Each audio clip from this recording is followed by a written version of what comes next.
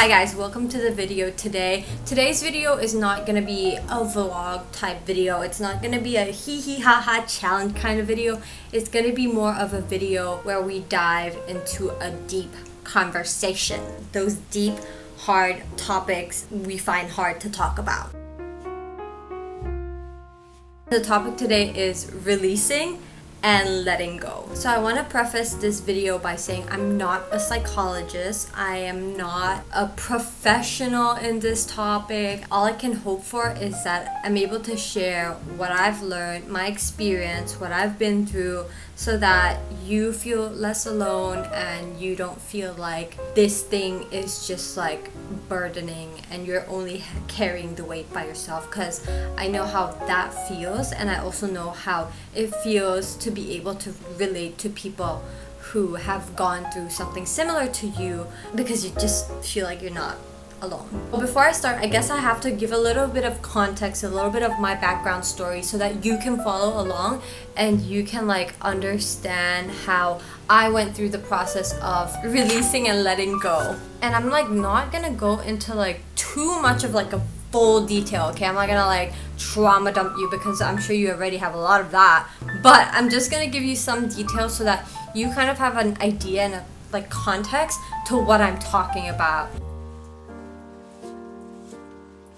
So I come from a dysfunctional family, meaning that I come from a family that's not your typical picture perfect photographs of family, like a father, mother, and their little children. I don't come from that kind of family. My mom and my biological father broke up basically when I was like 3 or something, and so my mom never made it feel like I was missing something, like missing a part of my life. Like I never felt like I was missing something. Like she'd always be there for my show, she'd always like just be there, like she'd bring me to like do things, activities like taekwondo, like fracking abs. So I was not lonely, or maybe I wasn't consciously like aware yet about what was going on. This was basically me as a child, like, oh, no father, playtime. And so I never really understood like what it felt like to have a father until I met my then stepdad, and I was like, that's what it's like to have a father. That's what it's like to be given love from another person that is not my own mother. And I feel like that as well kind of was when I grew a lot of resentment towards my own biological father, because I'm like, how is it that this man is doing it and you're not doing that for me? Like, hello? Are we living in the same world? Are we living in the same universe? Like, what's going on? But at the same time, I also really wanted his validation. I really wanted, you know, him to be like, yeah, I'm so sorry at all the shite I did to you, and, you know, you're my daughter and I value you and I acknowledge that. You know what I mean? Just like normal hashtag Maslow hierarchy of things. Like people just want to feel love and want to feel secured. And so at the same time, I was resenting this man. I'm like, I hate you. I actually, wow. I'm also like, but I still also would like you to love me. It was such a fracking, turbulent feeling of, oh my god, I hate you, oh my god, I want you to love me. It was so horrible, and I totally get if you're going through something like that, it's the worst thing you can ever feel. And then you start to question, like, am I the problem? Am I not deserving of love? Am I, you know, what is it?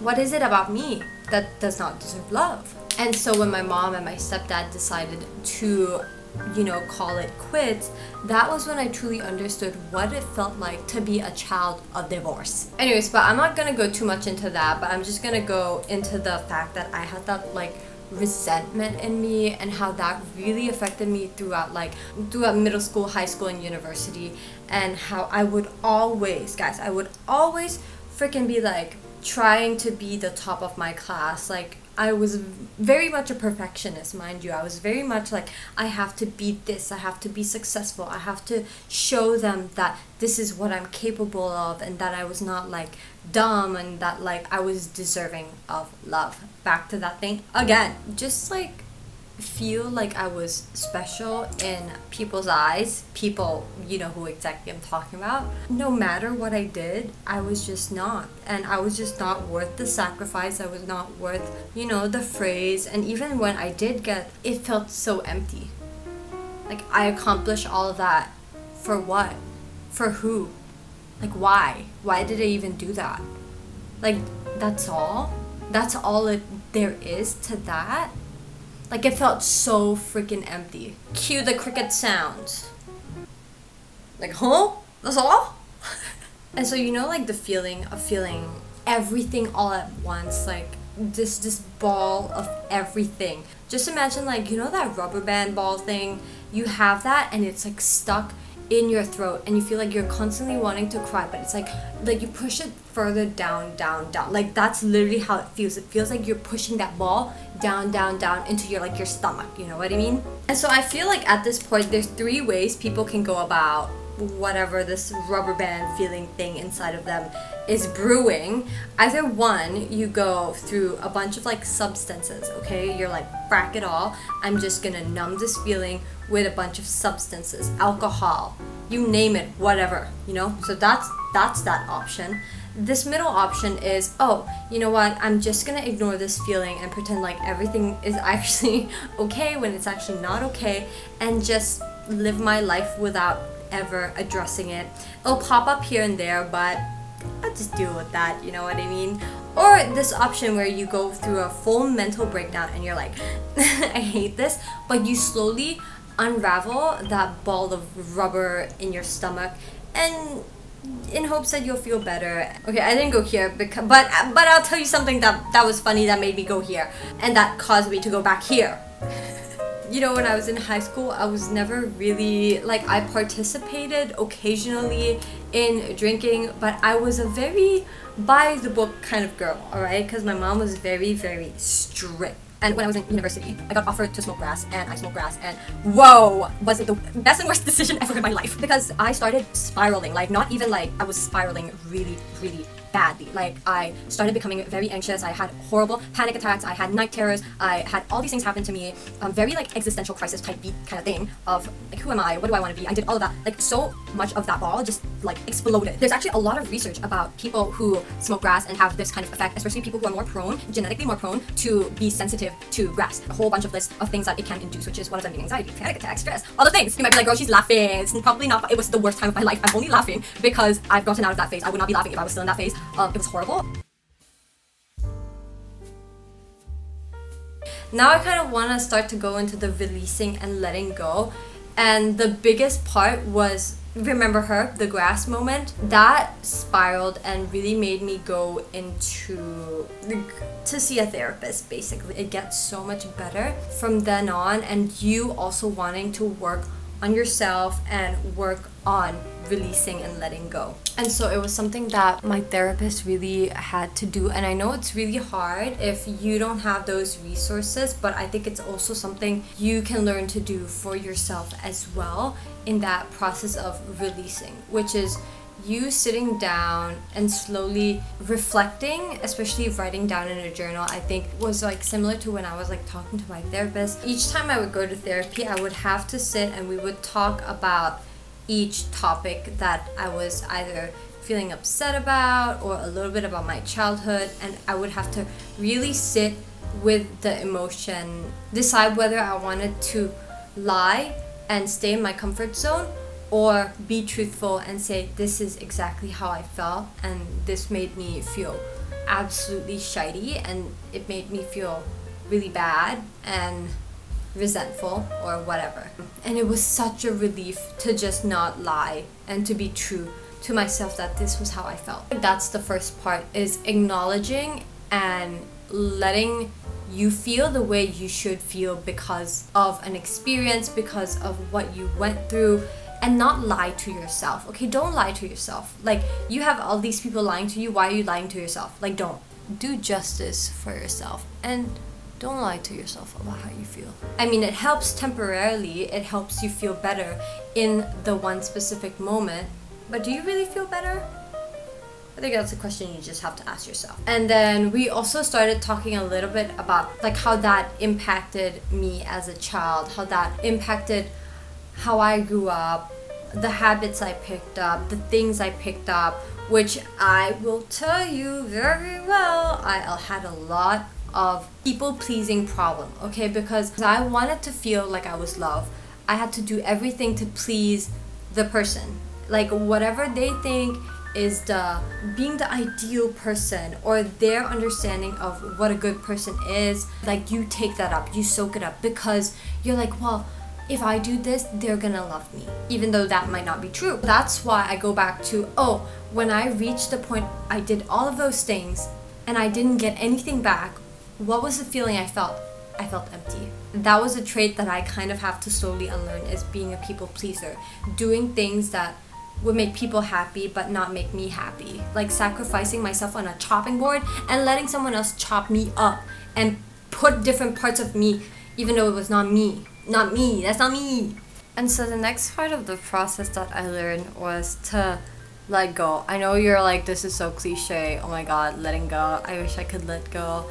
I know it seems like something that you won't be able to do now, but trust me, you'll be able to do it. And so I feel like a lot of people think forgiveness is like forgiving, like, oh, it's okay. That means that you're giving them the satisfaction. When in reality, it's not that. When you forgive someone, you say, hey, like, you know what? I realize you're not a perfect person. You've done all this shite to me.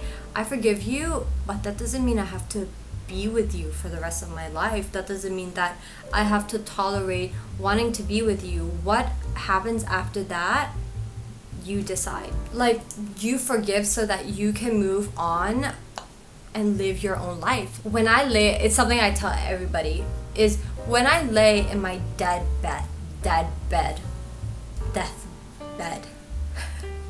when I lay and I'm about to die, and all that image that's flashing in my life, will there be one that I regret? And I feel like those people who have done me wrong, I realize that I forgive them because I know at the end of the day, they're gonna lay there and those pictures are gonna flash before them and they're gonna have regrets. And I think that's already the biggest karma that they can have. I'm sorry, but I don't want to have that for myself. I'm forgiving you so that I won't have that for me.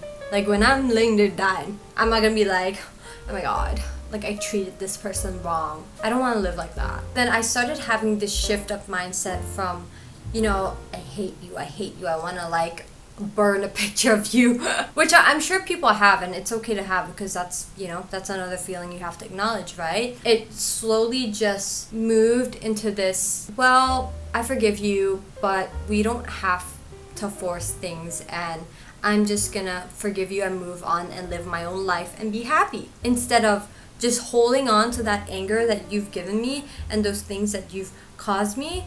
I want to live a happy life. And I forgive you, but doesn't mean that you have to be in my life right now, but I forgive you. And so that was like my process of releasing and letting go. And I'm not saying I'm like perfect at it, okay? I'm really practicing. I'm really trying to be better at it with self-reflection, with trying to journal. I do sometimes forget, but I try to journal as much as I can. Sitting with myself, you know, and being alone with my thoughts. I think especially in university, I went to cycle a lot. I went to the park, I sat with my emotion. I sat and I looked at birds, I looked at nature, and that really calmed my mind as well. I think mindfulness in your own way is also something that is going to help you, whether that be like pottery, whether that be drawing, whether that be singing, whether that be whatever you do, that you have that feeling of flow, do it, because that I feel like is gonna really calm your mind and center you more. Anyway, so that is the ending for this video. Whoop. Final review. And so that's just something I wanted to share, because I feel like every single day in life we go through this releasing and letting go, releasing and letting go, whether it be small, whether it be big. I think it's a very important tool. Use in your daily life as well, to release and let go of emotions, of memories, of traumatic events. And it seems very scary at first, but I feel like as time goes on, you realize how beautiful that is, because you realize that I'm trying to pave my own path and live my happiest life, and in order to be able to do that, I cannot be held back by this anchor that's pulling me down deep into the abyss. Okay, I do not want that for myself. I'm gonna leave this video with this one quote from Emerson, which I love him. It's, "What lies behind us, what lies before us, are tiny matters compared to what lies within us."